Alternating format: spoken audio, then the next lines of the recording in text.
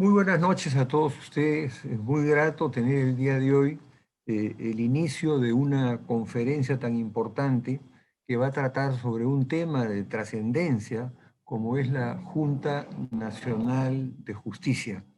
Este es el primer intento de seguir perfeccionando el sistema judicial que ha quedado todavía como un comienzo de un proceso que, si bien comenzó años atrás y ha tenido muchos intentos de mejorar la calidad del Poder Judicial, también han habido momentos de retroceso.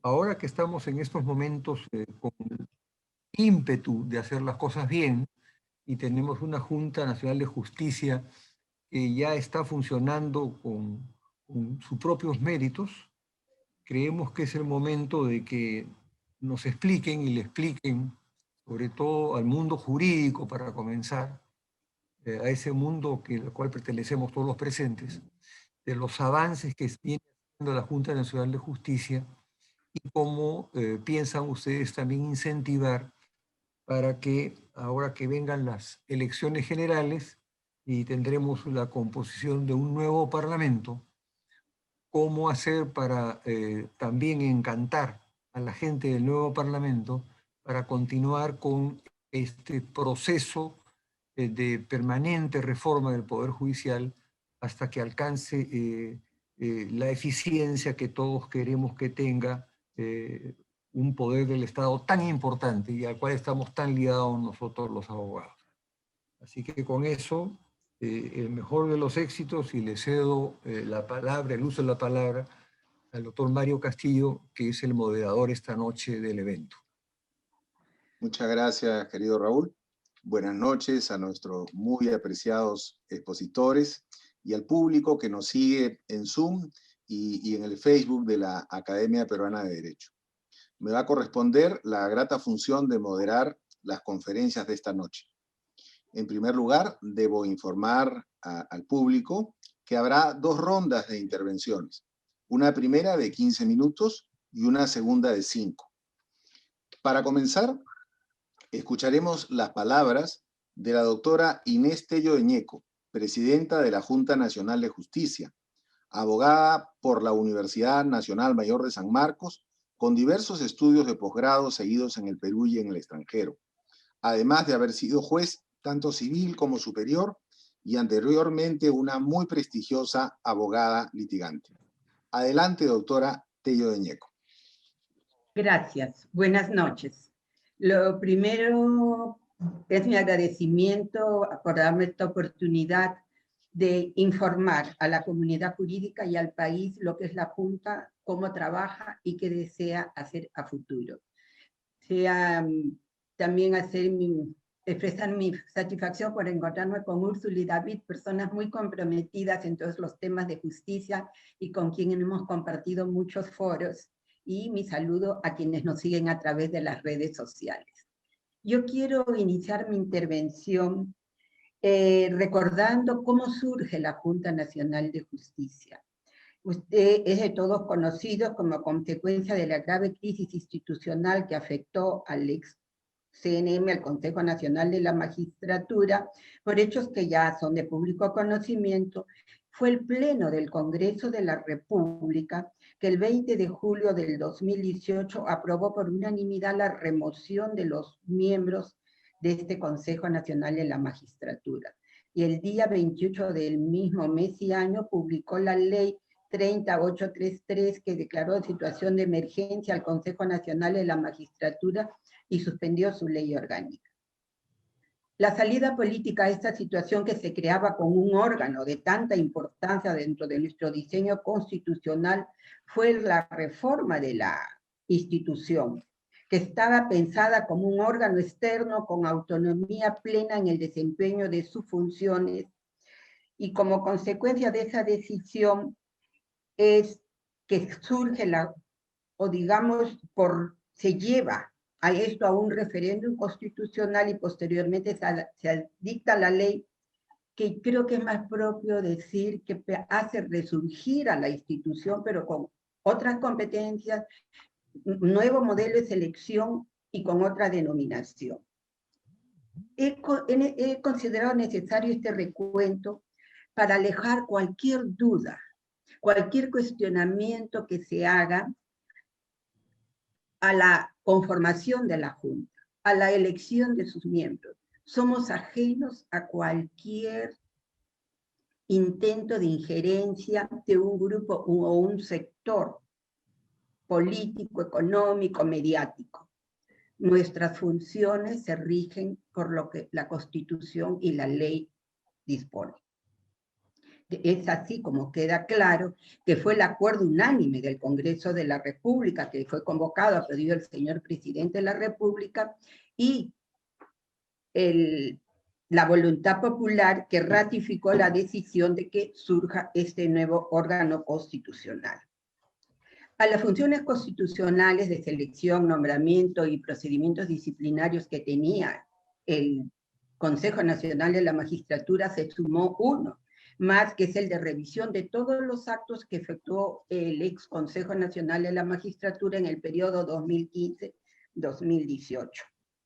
Al asumir funciones, nos correspondió asentar las bases de nuestra institucionalidad. No teníamos reglamentos, no había norma que regulara nuestras actuaciones. Nos exigió, por eso, elaborar nuestros instrumentos normativos para activar nuestras funciones. Todos ellos han sido concebidos con el propósito de recuperar la confianza ciudadana, tanto respecto del órgano constitucional autónomo que integramos, como del conjunto del sistema de justicia. En tal sentido, el respeto a la independencia de jueces y fiscales es uno de los principios que guían nuestra actuación. Para tal efecto, nosotros observamos en todos nuestros procedimientos los criterios establecidos por el Tribunal Constitucional, así como los estándares del Sistema Interamericano de Derechos Humanos sobre independencia de los magistrados en materia de selección, ratificación y procesos disciplinarios.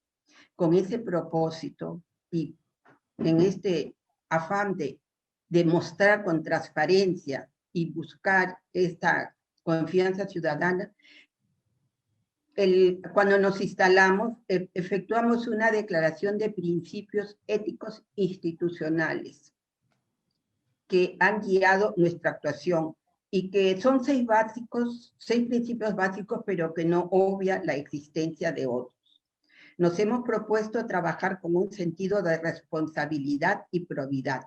Estamos conscientes de nuestras responsabilidades constitucionales y, como he señalado, nuestra gestión y los procesos que implementamos y las resoluciones que aprobamos encuentran su fuente de validez en las normas y principios constitucionales, así como en las normas internacionales sobre las materias y los estándares jurisprudenciales de las Cortes Internacionales de Derechos Humanos.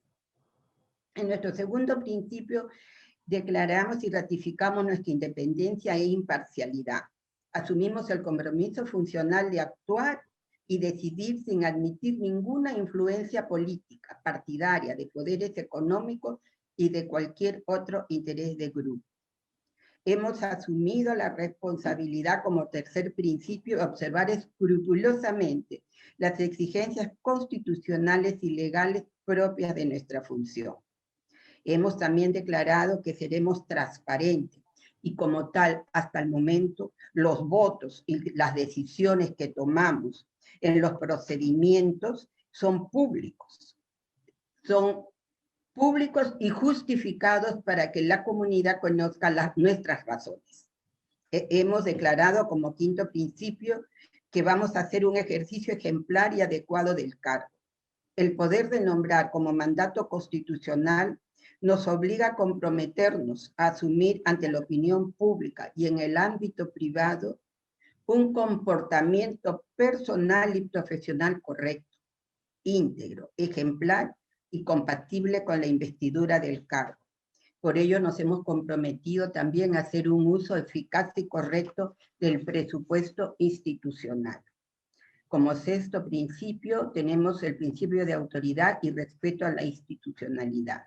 Observamos las reglas básicas según la cual Todos los temas de nuestra competencia serán vistos y evaluados bajo responsabilidad en el Pleno de la Junta, con especial referencia a los asuntos de selección y nombramiento, procesos de evaluación y ratificación y procesos disciplinarios de jueces y fiscales, autoridades de control y autoridades de OMPE y RENIEC. En ningún caso estamos fuera del ámbito de nuestra competencia.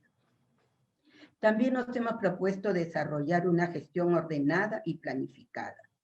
Al inicio de nuestra gestión presentamos el plan de trabajo correspondiente al año 2020. Esta gestión ha presentado su plan de trabajo que forma parte del plan quinquenal. Hemos desarrollado un plan de trabajo para los 5 años de gestión constitucional que nos corresponde. Nuestra tarea es grande, pero estamos avanzando. Hemos nombrado a los jefes de OMPE y RENIEC, estamos próximos a convocar los procesos de ratificación y en cuanto a los de selección y nombramiento, continuaremos con los que fueron interrumpidos y convocaremos a otros en ejercicio de nuestras potestades constitucionales. Los procesos de revisión también se han iniciado. Voluntad de trabajo y dedicación al mismo existe. Respecto a lo trabajo, para hacer quiero hacer un alto en este momento y ocuparme de un proceso que ha generado bastante preocupación o por lo menos algunas reacciones en los sectores de la magistratura, la academia y el foro. Es el relativo al proceso de ratificación. Si bien es cierto que es un proceso cuyo uso no fue el que correspondía al mandato constitucional, el reglamento que nosotros hemos aprobado y publicado tiene una característica que los distingue de los que se hicieron hasta el momento.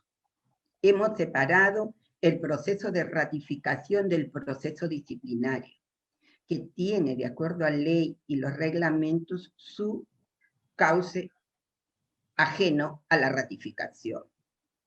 Hemos recogido un aporte que nos hizo el SICAD como institución civil y hemos diseñado el proceso de ratificación como un proceso de rendición de cuentas.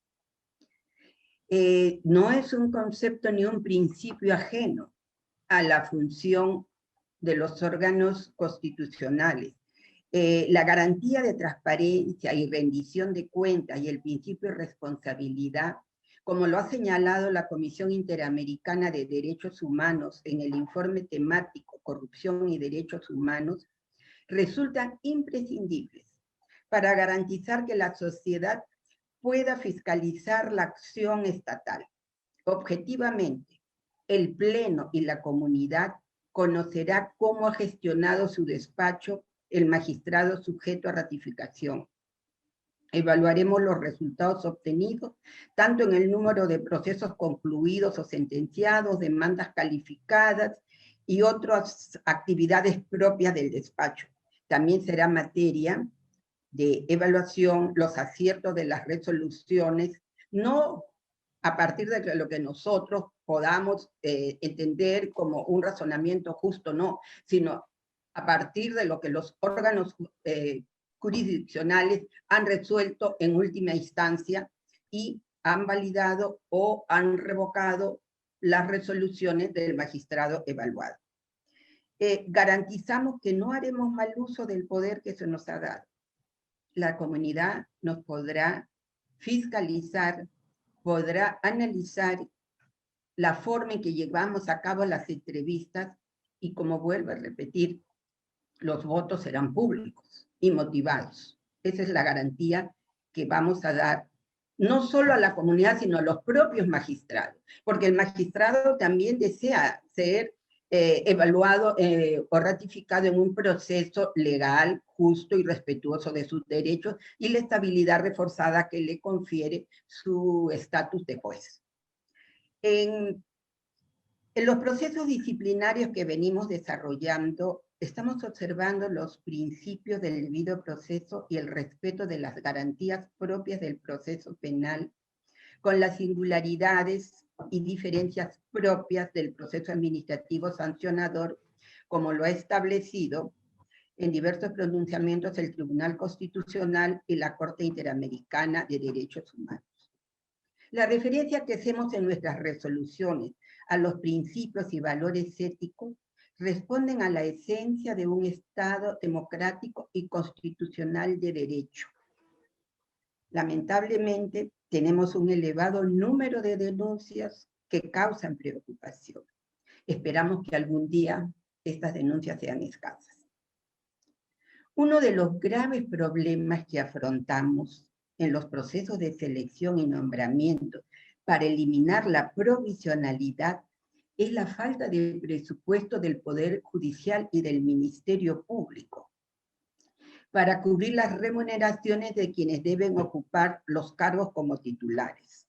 No todas las plazas creadas cuentan con presupuesto. Y valga la redundancia, la ley de presupuesto pone como exigencia previa para que efectuemos la convocatoria que esas plazas estén presupuestadas.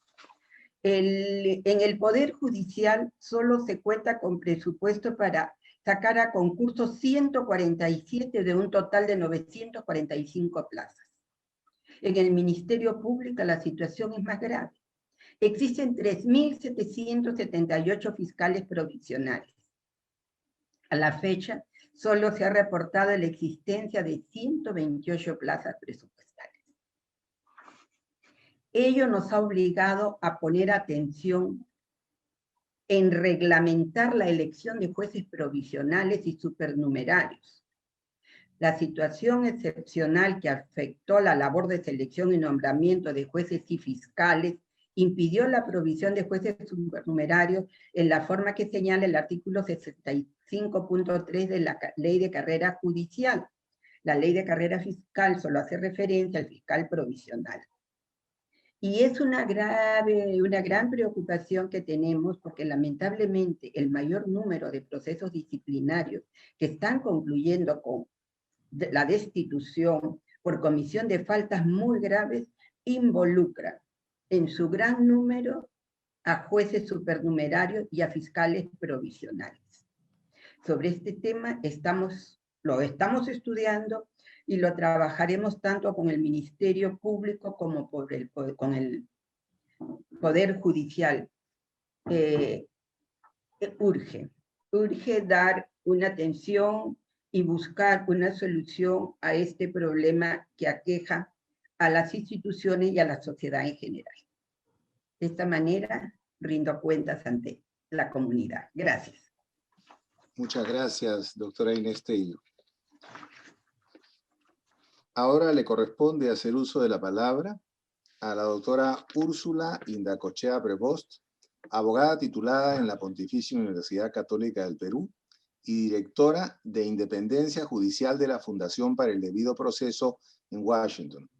Úrsula Indacochea fue abogada del estudio Chacopar. Adelante, Úrsula.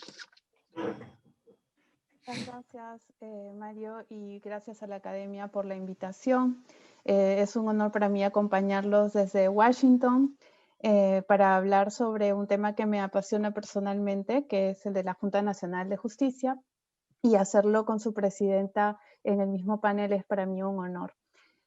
Yo quiero ofrecerles una perspectiva un poco diferente quizás a la usual, porque, digamos, parte del trabajo que yo hago aquí en Washington desde el Programa de Independencia Judicial de Due Process of Law Foundation es monitorear los procesos de justicia en toda la región. Entonces, lo que quisiera un poco ofrecerles es una mirada en perspectiva de la experiencia de la Junta Nacional de Justicia, una perspectiva regional, ubicando esta experiencia en el marco de los procesos de transición a la justicia o de transición judicial que vivimos en la región, ¿no?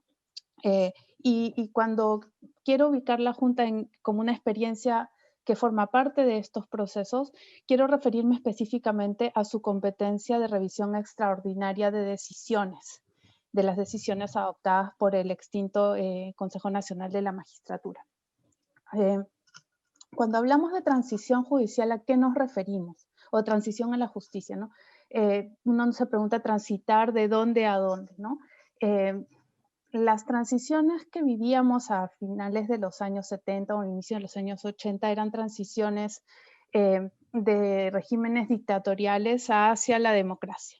Pero lo que presenciamos actualmente en nuestros países no es tan claro, no tiene un punto de inflexión tan claro como lo tenían en esas transiciones de los 80. Ahora vemos gobiernos o regímenes que llegan al poder por vías democráticas, pero que en el camino se van pervirtiendo, se van volviendo autoritarias y empiezan con distintas intensidades a convertirse en regímenes antidemocráticos en distintos grados.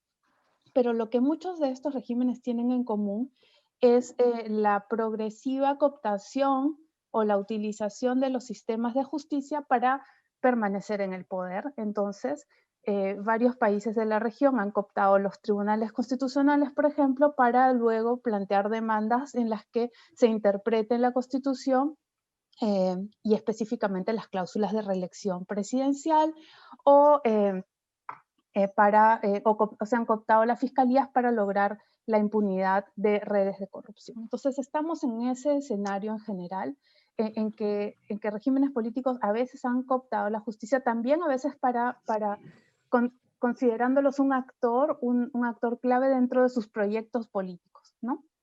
Entonces, tenemos varias experiencias de esas en la región y la pregunta es, ¿cómo desandamos ese camino? ¿Cómo arreglamos este desmadre, como dirían los mexicanos? ¿Y por dónde empezamos? ¿No? ¿Desde dónde partimos? Transitar a la justicia o transitar a una justicia en clave democrática tiene ya existen algunos estándares, digamos, de cosas que no se pueden hacer, ¿no? Tenemos sentencias de la Corte Interamericana, en el caso, por ejemplo, Tribunal Constitucional contra Perú, donde se han establecido parámetros para los procesos políticos contra altas autoridades judiciales, pero también hay dos casos ecuatorianos, el caso Camba Campos y el caso Quintana Coello contra Ecuador, en los que se destituyó en pleno a la Corte Suprema y en pleno también a la Corte Constitucional, pero no a través ni de un proceso político ni de un proceso sancionatorio, sino simplemente se anuló su acto de nombramiento. Y entonces en esas sentencias lo que se dijo es, independientemente de cómo se le llame a esto, que se le llame sancionatorio, remoción, acortación de mandato, anulación de nombramiento, si tiene por finalidad remover a los magistrados de sus posiciones, esto vulnera el principio de inamovilidad, que es una de las garantías de la independencia judicial y por lo tanto es contrario a los compromisos internacionales de los estados en materia de independencia judicial. Entonces, eso es como un punto de partida, ¿no? Pero además, estos temas de la transición de los sistemas de justicia han empezado también a ser tratados por los órganos internacionales que trabajan los temas de justicia transicional, ¿no? El relator especial de Naciones Unidas sobre la promoción de la verdad, la justicia, la reparación y la garantía de no repetición, ha empezado a hablar también de la corrupción como un factor en las transiciones y ha empezado a señalar que, bueno, que la inamovilidad no es absoluta y que en algunas situaciones excepcionales en las que hay procesos transicionales, la inamovilidad puede ser limitada bajo ciertas condiciones, ¿no? Y esas condiciones son el principio de legalidad y el respeto al debido proceso, ¿no? Y entonces podemos imaginarnos un escenario en el que sí sea necesario remover a ciertas personas que ejercen funciones jurisdiccionales o fiscales de sus posiciones para cumplir fines legítimos como recuperar la normalidad democrática, recuperar la justicia. Además de eso, en un informe que recientemente mencionó la doctora Tello, el informe temático de la Comisión Interamericana de Derechos Humanos, que es un informe pionero, porque ningún órgano internacional ha tratado con esa profundidad el tema de la corrupción. El informe se llama Corrupción y Derechos Humanos Estándares Interamericanos. La Comisión Interamericana dice, bueno, la lucha contra la corrupción es un fin legítimo para limitar derechos humanos, ¿no? Y si consideramos que el derecho a un juez imparcial es un derecho humano, ¿no? Y la inamovilidad una de las garantías de la independencia judicial, entonces también esa garantía se podría limitar en aras del fin legítimo, que es luchar contra la corrupción. Entonces, eso es lo que tenemos en materia de herramientas jurídicas. ¿Y qué tenemos en el panorama? ¿Qué está en el plato, digamos, en la región? Hay algunas experiencias un poquito más avanzadas que la nuestra, como la de Ecuador, por ejemplo, que no podría calificar de una transición exitosa realmente. Allí algunos diferirán conmigo, pero ¿qué ocurre en Ecuador? Bueno, en Ecuador, durante el gobierno del expresidente Rafael Correa, se utilizó mucho una cláusula llamada error inexcusable para sancionar y perseguir a jueces disidentes o que no se alineaban con las políticas de gobierno. Y así se fue llenando el Poder Judicial y los órganos de control de personas con intereses partidistas, y cuando el régimen del presidente Correa terminó, surgió la pregunta, ¿y cómo hacemos ahora para depurar lo que el presidente Correa había dicho expresamente? Voy a meter la mano en la justicia, así lo dijo. Entonces, lo que hicieron los ecuatorianos fue un referéndum para darle algunos poderes especiales a un órgano que ellos tienen que se llama el Comité de Participación Ciudadana y Control Social, que es un órgano que representa un poder del Estado. En Ecuador, en la Constitución ecuatoriana, la participación ciudadana es un poder del Estado. Entonces, este comité lo que iba a hacer era evaluar a todas las autoridades de control, hacerles una evaluación, y si en esa evaluación eran reprobados, se acortaban sus mandatos inmediatamente para afuera. Y ellos los nombraban inmediatamente un reemplazo transitorio hasta que se iniciara el proceso, digamos, previsto para reemplazar o para nombrar nuevos titulares. Entonces, así han sacado a el defensor del pueblo, los miembros del Consejo de la Judicatura, miembros de la Corte Suprema, etc., ¿no? Y eso ha dado lugar a múltiples reclamos ante la Comisión Interamericana. Muchas de estas personas que salieron así probablemente tenían motivos para ser expulsados, pero esa es la forma en que se hizo, digamos, fue duramente cuestionada. Esa es la experiencia que tenemos en la delantera. Luego viene el Perú, ¿no? El Perú que ante esta situación de sepsis, ¿no? Dentro de la justicia, de una corrupción cuyos límites todavía desconocemos, ¿no? Porque conocemos, digamos, los cuellos blancos del puerto y conocemos algunas cosas, pero todavía desconocemos, por ejemplo, las redes regionales y las redes departamentales de corrupción. Se elimina el CNM, se crea la Junta Nacional de Justicia y se le da una competencia que está en la ley, ¿no? Y que va a ser ejercida con sujeción a ciertos parámetros, ¿no? Esta es una experiencia que es inédita, que muchos países han buscado conocerla, ¿no? Y sobre todo Bolivia y Venezuela, y les contaré por qué. Pero en general, esta competencia extraordinaria es vista como una manera adecuada, digamos, de transitar, de depurar el sistema de justicia de aquellos malos elementos que podían haberla utilizado para intereses sectoriales, digamos, espurios, ¿no? Y los países que vienen luego de nosotros, yo diría que el más cercano era Bolivia con la salida de Evo Morales y la elección del presidente Luis Arce, que si bien es del mismo partido del presidente Morales, ha buscado cómo diferenciarse y tomar cierta distancia. Él entre sus primeros actos dijo, bueno, vamos a promover una reforma a la justicia y vamos a promover una reforma constitucional, entre otras cosas, para para depurar la justicia y para cambiar la forma en que elegimos a los jueces. En Bolivia se eligen todas las altas cortes por voto popular directo, es decir, los ciudadanos van a votar, así como vamos en el Perú a elegir presidente y congresistas, ellos van a votar por los magistrados de la Corte Suprema, del Consejo de la Judicatura, del Tribunal Constitucional Plurinacional y de su Tribunal Agroambiental.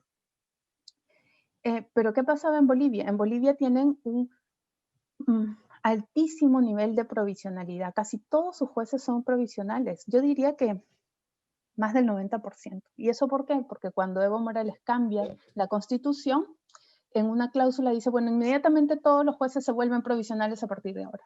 Entonces, desde ese entonces, los que han logrado ingresar por un concurso de la carrera judicial son mínimos, ¿no? Entonces surgía la pregunta de, bueno, ¿y cómo hacemos? ¿Los mandamos a todos para la casa? ¿Mandamos a la casa a las cúpulas? ¿O hacemos más bien evaluaciones de desempeño y los que pasan se quedan y los que no, no? ¿O los sacamos por disciplina? Pues la cantidad, digamos, de jueces que se desconoce realmente sus credenciales democráticas, algunas son dudosas, algunas no, como en varios países, planteaba este dilema, ¿no? Ahora, actualmente este tema ha quedado en pausa, la reforma constitucional no se va a hacer por lo pronto, y el último caso y más dramático es el de Venezuela, ¿no? Porque en Venezuela sí han tenido hasta 2 Cortes Supremas en paralelo, ¿no? Una en el exilio, una cooptada por el poder de turno, y allí una de las cosas que nosotros también desde DPLF hemos promovido es la reflexión de qué es lo que haremos el día de cuando caiga el régimen del presidente Maduro y haya que juzgar a esas personas, ¿no? Porque caerán en algún momento de una manera negociada o, digamos, de diversas maneras, pero va a llegar el día en el que muchas personas van a ser detenidas y van a tener que ser juzgadas por esos jueces nombrados por ese mismo régimen y por esos fiscales nombrados por ese mismo régimen. Entonces allí la experiencia del Perú como una experiencia mesurada, digamos, respetuosa de los estándares, es vista como una de las alternativas, ¿no? Digamos, no para todo, ¿no? Pero sí para analizar la situación de algunos, sobre todo de los jueces de la base, no de los jueces supremos. Y con esto quiero concluir diciendo que hay mucha expectativa respecto de la experiencia de la Junta Nacional de Justicia, no solo en el Perú, sobre todo en la región, mucha expectativa de cómo se va a ejercer esta facultad de revisión extraordinaria, que entiendo que es temporal también, es hasta inicios de julio. Y la verdad, como peruana, me siento orgullosa de digamos, la madurez con la que este tema viene siendo llevado por la Junta, madurez democrática, con la mesura y el respeto de los estándares interamericanos de protección de los derechos humanos. Y bueno, yo con eso concluiría y podemos seguir conversando en la segunda ronda. Muchas gracias, Úrsula, por tu intervención. Bueno, ahora es el turno del doctor David Lobatón Palacios, abogado por la Pontificia Universidad Católica del Perú, profesor principal y jefe del Departamento Académico de Derecho en esa casa de estudios. David es doctor en Derecho y ha realizado diversas publicaciones sobre el sistema de justicia en el Perú. Adelante, David. Gracias, Mario. Muchas gracias por la invitación y encantado de poder compartir con este distinguido panel en compañía de nuestras distinguidas colegas y el doctor Ferrero Costa también. Bien, yo quiero en mi breve intervención comenzar por el origen, la génesis de la Junta Nacional de Justicia a la que ya hizo mención Inés Tello, luego seguir con lo que ha significado los cambios en la reforma constitucional que creó la Junta Nacional de Justicia para finalmente terminar con los retos y la agenda pendiente de la Junta, ¿no? Debo mencionar además que como profesor universitario he estado acompañando desde la academia el origen, la gestación, la reforma constitucional, la implementación de la comisión especial que designó los miembros de la Junta y los primeros meses de funcionamiento de la Junta Nacional cuando me tocó dirigir el Centro de Investigación de nuestra Facultad de Derecho en la Católica, en la Universidad Católica, y Inés Tello es testigo que desde la academia, desde la universidad, ofrecimos cierto soporte técnico y cierto soporte académico a través de informes que colegas pudieron elaborar respecto a determinados aspectos centrales y de debate de la Junta Nacional. Entonces, de esa perspectiva, en primer lugar, quiero mencionar, como ha señalado Inés, que no hay que olvidar, colegas, que el origen de la Junta Nacional tiene que ver con la crisis terrible que se vio envuelta de corrupción en el que se vio envuelto el anterior, el ex Consejo Nacional de la Magistratura. Un diseño institucional, un andamiaje constitucional que la Carta del 93 apostó y que estuvo vigente durante 25 años. ¿Cuál era ese andamiaje? Migrar de un modelo político de designación de autoridades judiciales y fiscales a un modelo que se llamó meritocrático, en la cual sin duda tenían una importancia fundamental el Poder Judicial y el Ministerio Público, pero que había una participación mayoritaria de instituciones de sociedad civil como las universidades y los colegios profesionales. Bien, ese sistema, ese modelo hizo agua, hizo crisis, envuelto en los famosos CNM audios en el año 2018.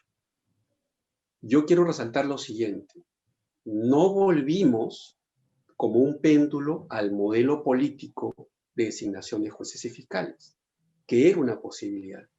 El profesor Ferrero, que ha estudiado mucho la Constitución, no solo del 93, sino la del 79, sabe perfectamente que la del 79, ¿no?, diseñó, ¿no?, consagró un modelo político con un consejo de la judicatura que proponía, pero que en realidad quien designaba era el Senado o era el presidente de la República, ¿no? Entonces, no se migró, no se volvió al modelo político, se mantuvo el modelo meritocrático con reformas, ¿no? Y a esas reformas y a esos rasgos muy brevemente me quiero referir enseguida. Primero, ya no son representantes de instituciones, ¿no? Recordaron ustedes, el ex-CNM era un representante de la Corte Suprema, un representante de la Junta de Fiscales Supremos, ¿no? Y así sucesivamente. Ahora, lo que se creó fue una comisión especial que se convoca, ¿no?, y funciona cada 5 años cuando toca elegir a los integrantes de la Junta Nacional de Justicia. Es decir, hay una suerte de elección indirecta, ¿correcto?, en la cual las instituciones eligen a una comisión especial y esa comisión especial es la que saca a concurso público la designación de los integrantes de la Junta Nacional de Justicia. Esto es importante, por ejemplo, para evitar que los distinguidos representantes de la Corte Suprema y la Junta Nacional no asuman, como habían venido asumiendo hace muchos años, que iban a defender los intereses de jueces y fiscales ante el Consejo de la Magistratura, ¿no? Esa no es su función, ¿no?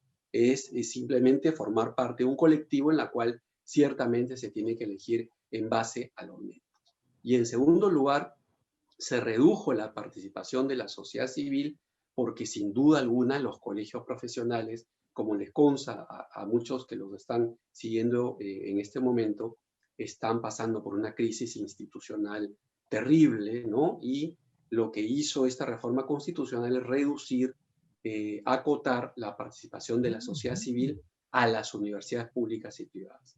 Pero incluso en ese caso hizo, creo, una buena reforma en el sentido que no todas las universidades, sino solo aquellas debidamente licenciadas y además las más antiguas. Para que tengan una idea, en la conformación, de la Comisión Especial de la Junta Nacional que eligió a los actuales integrantes de la Junta, de las universidades privadas, solo participaron 9 universidades de las varias decenas que había, ¿no? Entonces, eso es un cambio sin duda, ¿no? Y otro cambio muy importante es en cuanto, y que haya hecho mención también Inés Tello, en relación a la transparencia de la votación. Eso es clave, estimados colegas. ¿Por qué? Porque es claro que en la reforma constitucional dice para la designación de jueces y fiscales y para la ratificación de jueces y fiscales, el voto es público y motivado. Ese es un cambio que no estaba en el diseño del CNM. Y ciertamente la opacidad y el secreto daba pues pie a una serie de componendas y arreglos que lamentablemente terminaron esta crisis del año 2018, ¿no? Si uno ha seguido las primeras decisiones y audiencias de la actual Junta Nacional de Justicia, se ve que los votos son públicos, ¿no? Se ha visto a los integrantes de la Junta votar en relación a casos muy sonados diciendo mi voto es por la destitución, mi voto es por tal cosa o tal decisión, por tal motivo, ¿no? Entonces creo que es un cambio muy importante y sin duda, como dirían ya hace muchos años, la luz pública es uno de los mejores desinfectantes para este tipo de malos arreglos y creo que hay un punto a favor ahí de la Junta también, ¿no? Y quiero resaltar algo adicional, ¿no? En relación también a la transparencia y al voto público. Los representantes de las universidades privadas y públicas que van a conformar esta comisión especial que luego designa la Junta Nacional, estos representantes ya no serán elegidos por votación secreta, como decía la Carta del 93 antes de la reforma.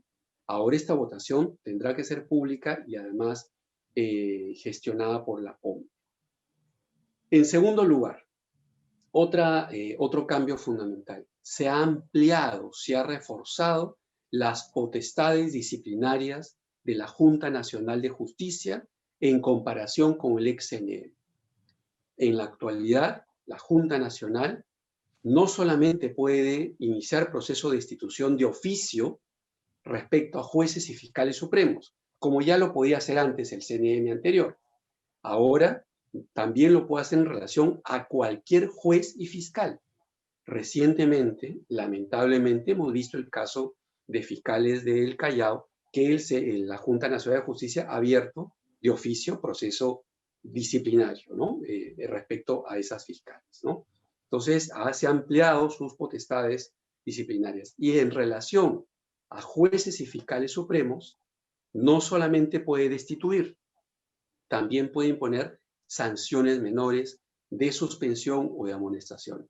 Y esto tiene una explicación muy concreta. Algunos de ustedes recordarán que el anterior CNM, que solo podía destituir a jueces y fiscales supremos, muchas veces se trenzaba en un ping-pong con la sala plena de la Corte Suprema, en la cual decía, este juez supremo no da para destituir, pero sí da para que merezca una sanción menor, y devolvía el caso a la sala plena de la Corte Suprema.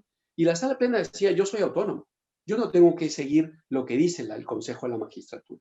Para evitar ese, creo, no sano ping-pong, es que la reforma le ha dado esa potestad disciplinaria completa respecto a jueces y fiscales supremos a la Junta Nacional de Justicia.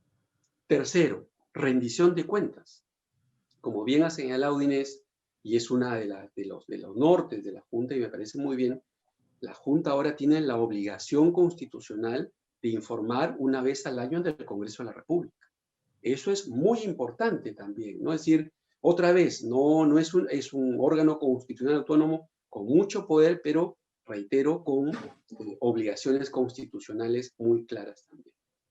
Cuarto, y entro ya a la agenda pendiente.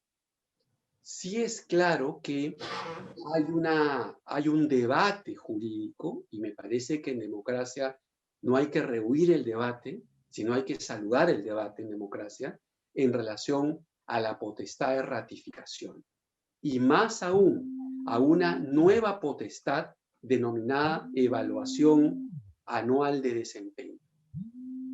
En esta nueva potestad, cada 3 años y medio, lo que se dispone es que la Junta Nacional de Justicia,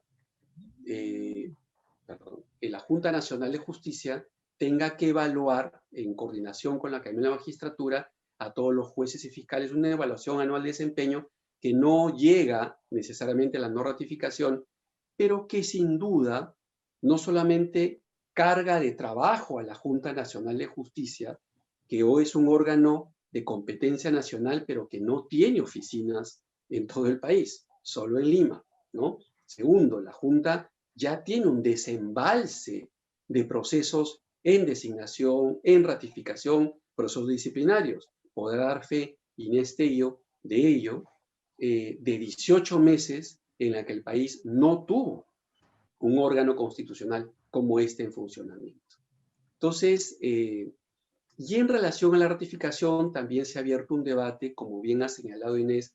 Creo que la Junta ha tomado una buena decisión de básicamente adoptar este proceso de ratificación como un proceso de rendición de cuentas de los jueces y fiscales. Ahora bien, en el tiempo que me queda y en relación a la agenda pendiente que yo les mencionaba, quiero señalar lo siguiente y tomar posición en relación a ello, ¿no? En primer lugar, yo creo que no fue un aspecto positivo que se le encargara a la Junta Nacional de Justicia esta nueva potestad de evaluación parcial de desempeño. Creo que ya era suficiente las funciones que tenía, además reforzadas, disciplinarias reforzadas, en fin, etcétera, ¿no? Pero en fin, está, y en su momento la Junta, hasta que no haya una reforma constitucional puntual en relación a ese tema, tendrá que aplicarse. Y en segundo lugar, respecto a la ratificación.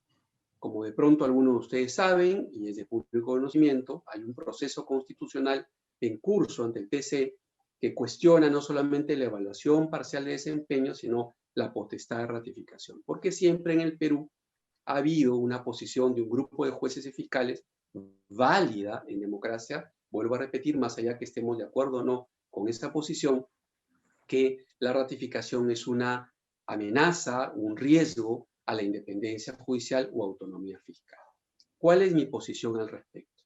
Yo creo que, sin duda, en un escenario ideal a largo plazo, sería ideal, valga la redundancia, que no existiese la potestad de ratificación, ¿no? Porque los jueces deberían tener la garantía de inamovilidad en el cargo. Un argumento para ello es que debería reforzarse la potestad de designación y nombramiento de la Junta en relación a jueces y fiscales. Pero es el mundo ideal, estimados colegas.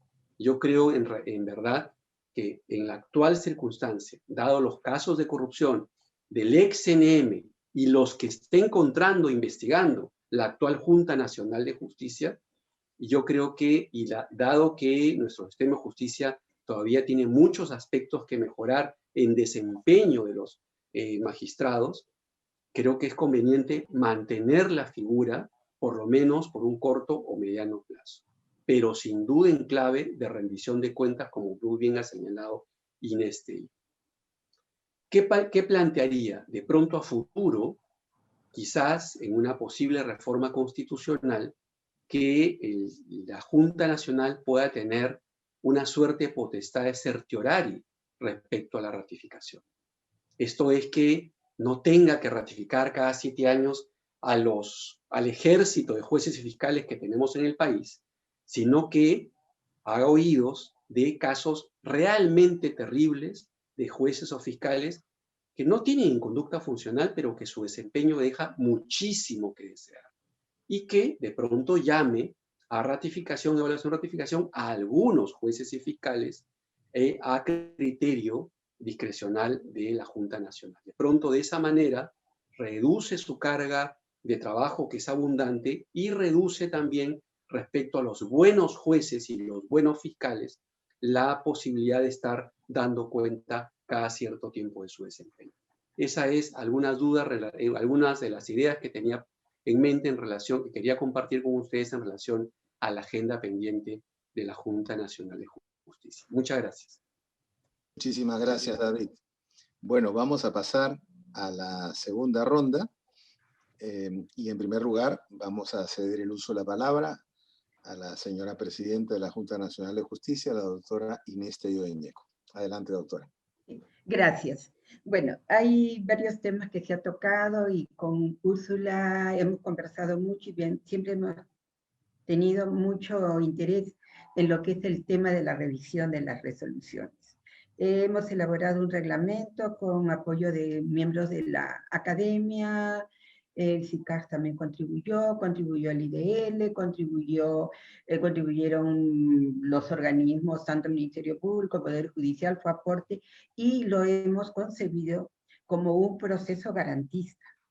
un proceso en el cual, cumpliendo el mandato legal, vamos a establecer en primer lugar si se ha incurrido en vicio de nulidad en el procedimiento, y luego establecer si es que el magistrado tiene responsabilidad en esas situaciones.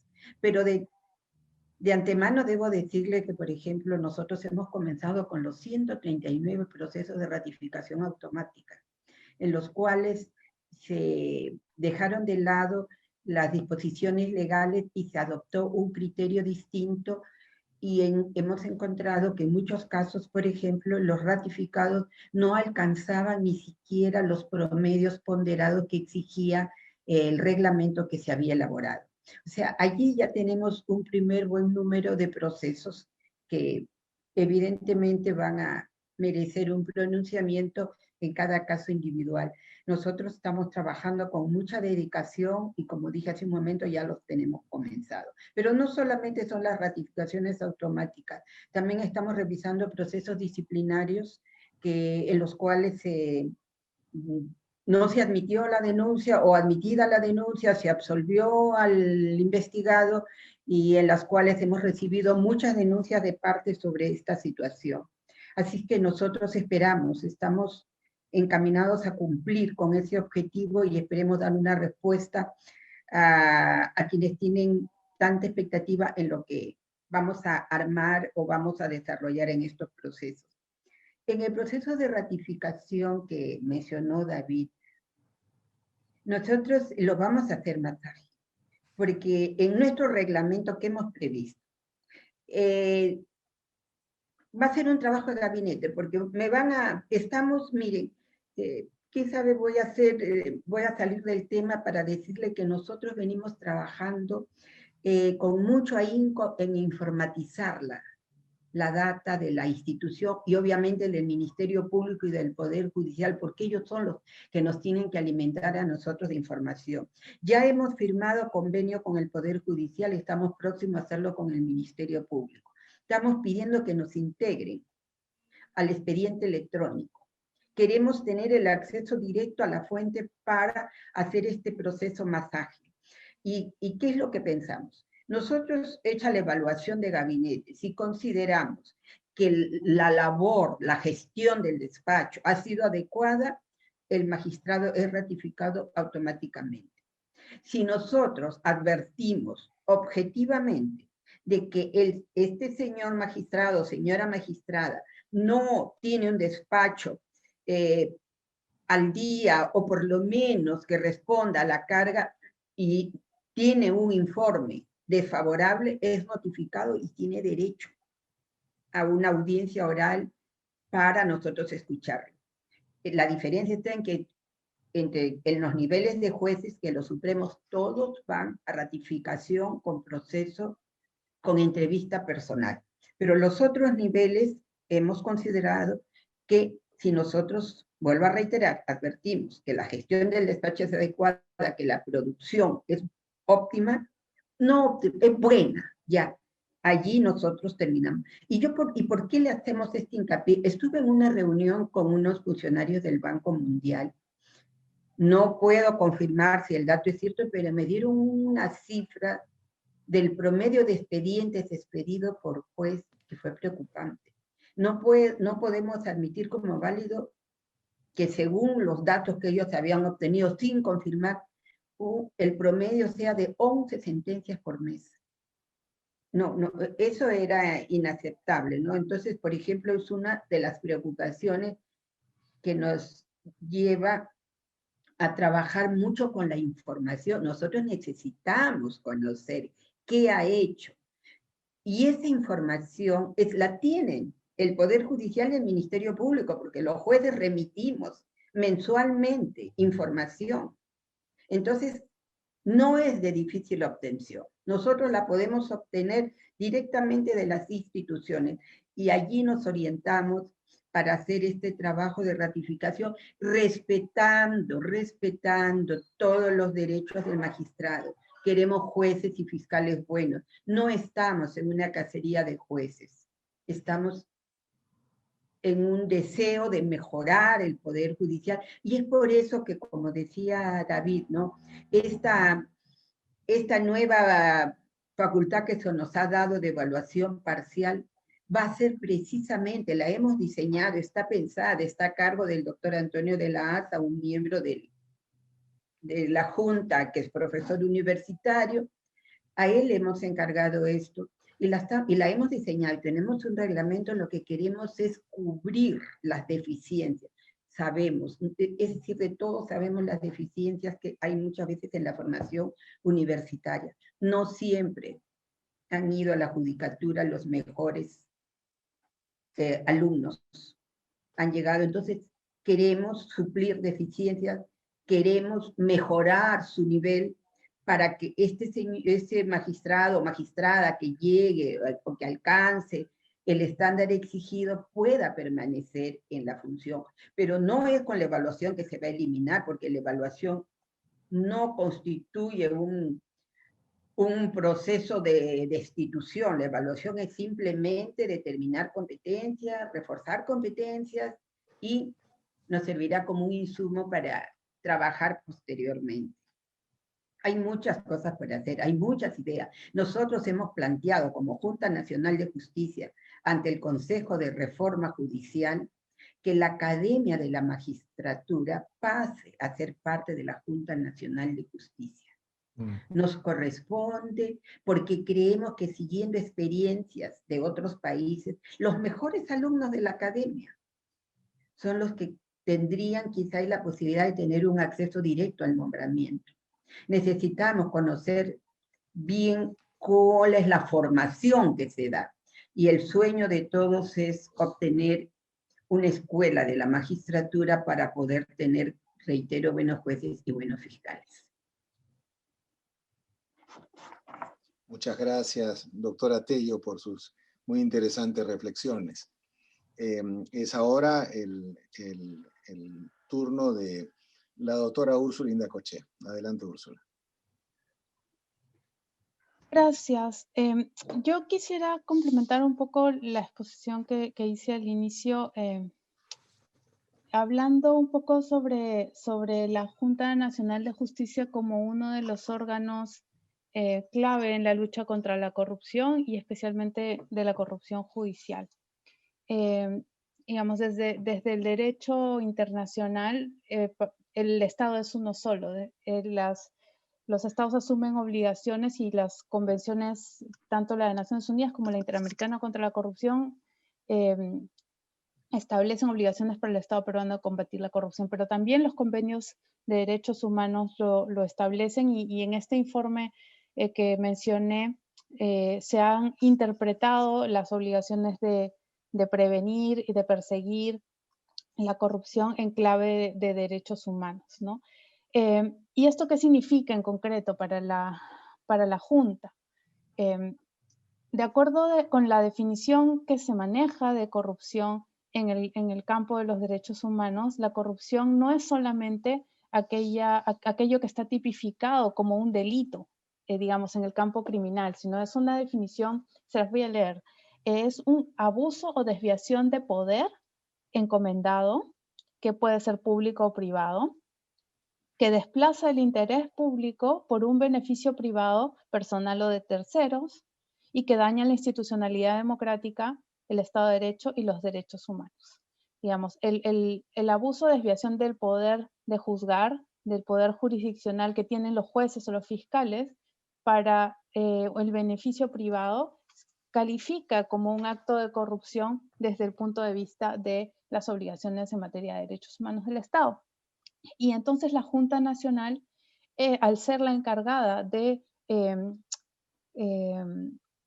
evaluar y sancionar, digamos, con la sanción más grave, esos actos, se convierte en un órgano cuya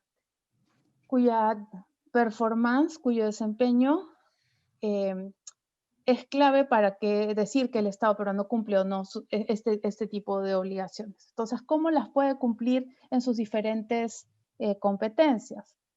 ¿No? Por ejemplo, en el tema de la selección y el nombramiento, que parecería que no tiene nada que ver con el tema de la lucha contra la corrupción, el investigar los vínculos de las personas aspirantes, el hacer un análisis no solo sobre el papel de los diplomas, sino realmente verificar que las personas que son nombradas tengan los méritos suficientes y sobre todo que no tengan vinculaciones político-partidarias, por ejemplo, ¿no? Hay ciertos debates muy puntuales que se presentan en ese ámbito, por ejemplo, el candidato que tiene una investigación penal por fraude o por corrupción, pero que dice, bueno, a mí la presunción de inocencia me protege, entonces no tienen por qué excluirme de este proceso si yo me tienen que presumir inocente. Entonces ahí, en ese conflicto en concreto, viene a pesar la obligación del Estado de luchar contra la corrupción para preferir,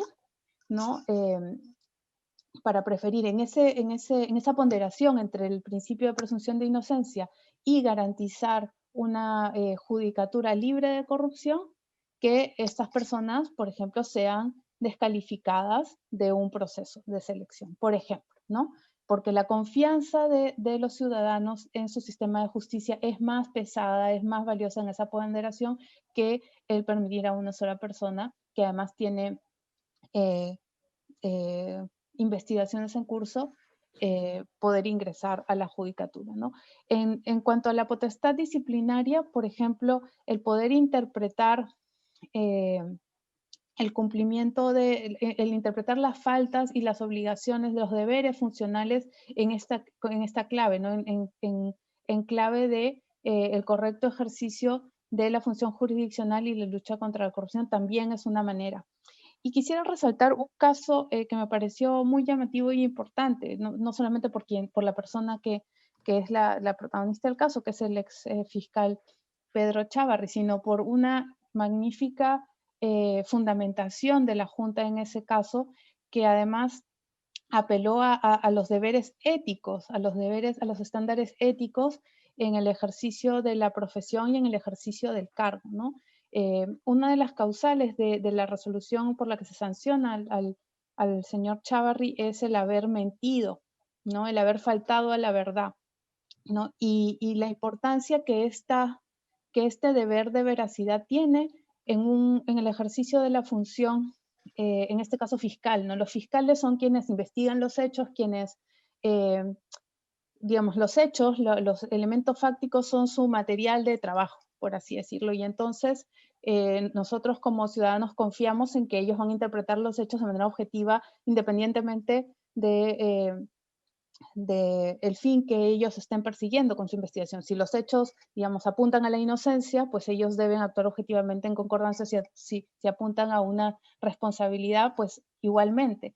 Pero entonces una persona que tiene una función tan importante como la fiscal o la jurisdiccional, en cualquier otro caso, en sus manos, y que no actúa éticamente, de una manera ética o correcta respecto de la verdad, ¿no? Y que además es una persona con un alto cargo que dirige, digamos, una institución donde todos deberían manipular los hechos de manera objetiva, como diría el doctor Gargarella, es un bombazo a la sala de máquinas del Estado de Derecho.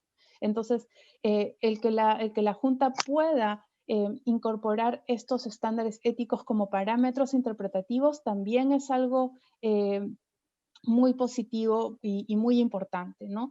Porque los códigos de ética, tanto de los poderes judiciales como las fiscalías y a veces los de los colegios de abogados también parece como si fueran más bien cartas de buenos deseos, más que verdaderos deberes y obligaciones para los operadores. Entonces, me parece muy positivo que la misma Junta se piense a sí misma como un órgano responsable de honrar los compromisos del Estado peruano en materia de lucha contra la corrupción, porque eso es exactamente la posición en la que tienen que estar. Muchas gracias, Úrsula.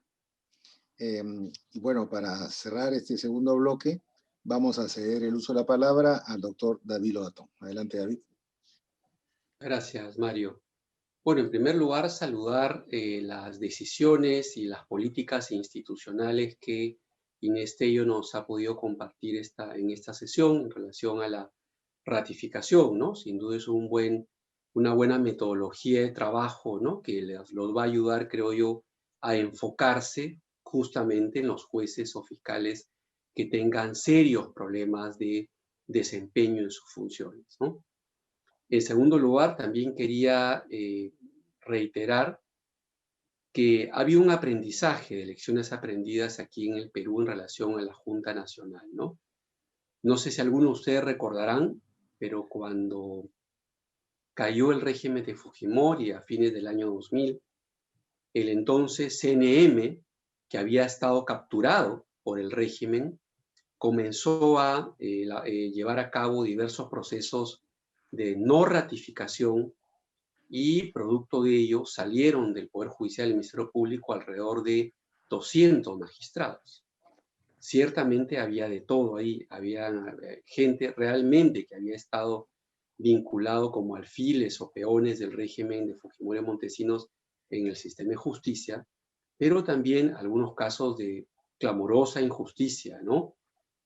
¿Por qué? Porque en ese momento el Consejo de la Magistratura no ratificó en forma inmotivada, ¿no? Como en efecto lo permitía en ese momento las normas. Eso mereció un examen del Tribunal Constitucional que cambió de línea jurisprudencial, pero no sé si ustedes, todos ustedes saben, pero eso llegó a la Comisión Interamericana de Derechos Humanos, que el año 2006 promovió un acuerdo de solución amistosa entre el Estado peruano y alrededor de 100 magistrados, tanto del Poder Judicial como del Ministerio Público, que supuso el regreso, el retorno de esos magistrados y digamos, que pasaran luego de haber sido repuestos por una nueva ratificación. ¿Por qué digo elecciones aprendidas? Porque, sin duda, lo que está haciendo actualmente la Junta Nacional de Justicia es diametralmente opuesto a lo que hizo en su momento ese Consejo de la Magistratura, ¿no? Y lo quiero traer a colación en esta última intervención porque, sin ninguna duda, los jueces y fiscales que serán sancionados o no ratificados por haber incurrido en conductas funcionales, como bien ha señalado mi colega Úrsula Indacochea, o que hayan tenido serios problemas de desempeño, impugnarán, ¿no?, constitucionalmente las decisiones de la Junta y eventualmente irán hasta el Sistema Interamericano de Derechos Humanos, cosa que es su derecho. Pero creo que con esas decisiones que está adoptando y esta jurisprudencia administrativa que está emitiendo la Junta, avisoro yo que esas demandas, tanto constitucionales como peticiones ante el sistema interamericano, no tendrán éxito y futuro.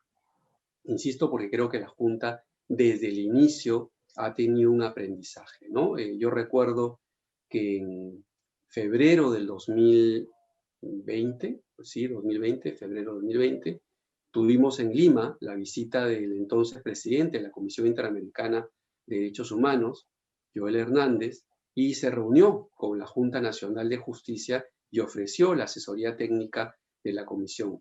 Y si quien conoce el sistema interamericano, la puerta de entrada a las peticiones y potenciales procesos contra el Perú es la Comisión Interamericana, ¿no? Entonces creo que la Junta ahí ha estado cumpliendo una labor importante. Y termino con lo siguiente, ¿no? Y creo también una agenda pendiente que cordialmente también planteo a la actual presidenta de la Junta, ¿no? El sistema disciplinario de la Junta Nacional de Justicia que yo he mencionado, que ha sido reforzado con esta reforma constitucional, se ve complementado con el sistema disciplinario del Poder Judicial y Ministerio Público, que ha merecido sendas reformas. Como ustedes bien conocen, hay una ley todavía no se logra aplicar por completo, en la cual se ha creado una autoridad nacional de integridad en el Poder Judicial, una autoridad nacional en el Ministerio Público, que la Junta Nacional hizo un primer intento de concurso y de designación de esos altos funcionarios que no tuvo éxito. Confiamos que en un segundo intento lo logrará, porque ese sistema disciplinario interno, ¿no?, del Poder Judicial del Ministerio Público tendrá que acoplarse y diseñarse de tal manera que jueguen, digamos, en forma coordinada ambos sistemas, el sistema disciplinario interno y el externo, ¿no?, para que haya, digamos, decisiones correctas y evitar decisiones ciertamente que pueden incurrir en alguna injusticia, ¿no? Eso es. Entonces yo termino, estimados colegas de la mesa, con una expresión que me parece importante porque conozco a Inés de muchos años, conozco a muchos integrantes de la Junta y conozco sus trayectorias. Podemos estar tranquilos que hay jueces, no en Berlín, sino en la Junta Nacional de Justicia, que creo que son una garantía de que llevarán a cabo esta labor tan importante, de pronto con un poquito más de celeridad, pero creo que lo están haciendo con muy buen criterio y con mucha honestidad. Muchas gracias. Muchas gracias, David. Como director de conferencias de la Academia Peruana de Derecho, debo reiterarles el enorme agradecimiento por haber participado en estas conferencias esta noche, y a la doctora Inés Tello de Ñeco especialmente felicitarla por la labor que viene desempeñando y la gran responsabilidad de este tan importante cargo. El Perú se lo va a agradecer, sin duda. Voy a ceder el uso de la palabra a nuestro presidente, el doctor Raúl Ferrero Costa, para las palabras de clausura. Muchas gracias, Mario. Quiero, en primer lugar, felicitar muy sinceramente a los participantes de este foro. Creo que han sido exposiciones no solamente claras, sino además inteligentes, profundas y muy serias, ¿no? Por eso creo que ha sido un éxito este foro. Lo único que yo me permitiría sugerirle a la doctora Ñeco sería más bien que tengan el mayor cuidado en la evaluación parcial de desempeño, porque se puede a veces esa evaluación parcial de desempeño puede como una especie de persecución, ¿no? Entonces estoy seguro que estarán tomando todo el cuidado del caso, porque se trata de personas de gran calidad, y lo que queremos es que en realidad la Junta tenga éxito, porque la verdad que después de todas las malas noticias que hemos tenido nosotros en el ámbito judicial en los últimos tiempos, por lo menos ahora tenemos una buena noticia, que la presentación de esta nueva Junta nos hace tener verdaderamente esperanzas de que comience algún tipo de verdadera reforma dentro de lo que ha sido el Poder Judicial. Y se los digo porque lo conozco. Cuando fui senador y presidí la Comisión de Justicia, me tocó justamente lo que mencionó el doctor Lobatón, ver el proceso de ratificación de los Supremos. Teníamos que verlo en el Senado. Y era un proceso muy elemental, donde en realidad no íbamos al fondo del asunto, pero hacíamos los mejores esfuerzos para que fueran ratificados los más calificados. Entonces creo que alguna experiencia tengo en esto, y luego el ejercicio profesional para decirles que lo felicito, les deseo el mayor de los éxitos, y como presidente de la Academia Peruana de Derecho les agradezco su participación, que ha sido excelente. Muchas gracias. Muchas gracias. Gracias, señora. Muchísimas gracias, doctores, Gracias. por su brillante participación, y agradecemos a todo el público asistente. Aprovechamos la oportunidad para invitarlos a seguirnos en nuestro Facebook oficial como Academia Peruana de Derecho _página oficial. Gracias a todos y muy buenas noches. Buenas noches. Buenas noches. Muchas gracias. Buenas noches. Adiós. Gracias. Gracias. Adiós. Gracias.